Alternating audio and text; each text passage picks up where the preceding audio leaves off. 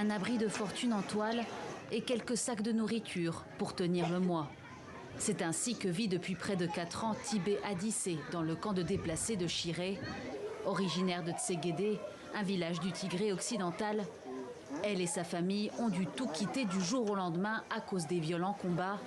Sa vie dans le camp est marquée par les pénuries et les incertitudes. Depuis mon arrivée, j'ai lutté pour prendre soin de mes enfants qui souffrent quotidiennement du froid et de la faim. Beaucoup d'autres personnes partagent ma situation, mais nous n'avons pas d'autre choix que de rester ici. Comme elle, des milliers de personnes ont trouvé refuge dans ce camp, situé à environ 300 km au nord-ouest de Mekele, la capitale régionale du Tigré. Mais depuis plusieurs mois, l'aide essentielle se fait de plus en plus rare. De nombreux déplacés se sentent laissés pour compte, comme Jeannette Mengesha.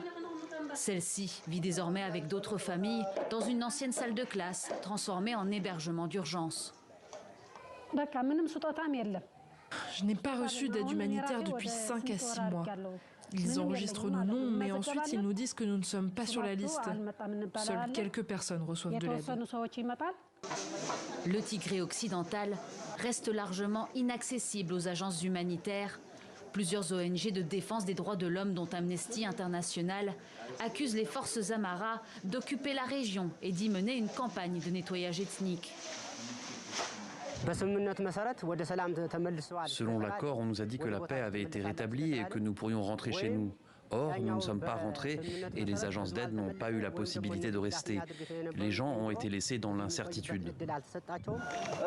La guerre entre l'armée et les rebelles tigréens a pris fin en novembre 2022.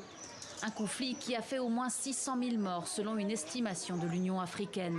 Mais les combats ont repris en avril 2023, cette fois-ci entre les forces gouvernementales et les groupes armés de la région Amhara, qui revendiquent une partie du Tigré.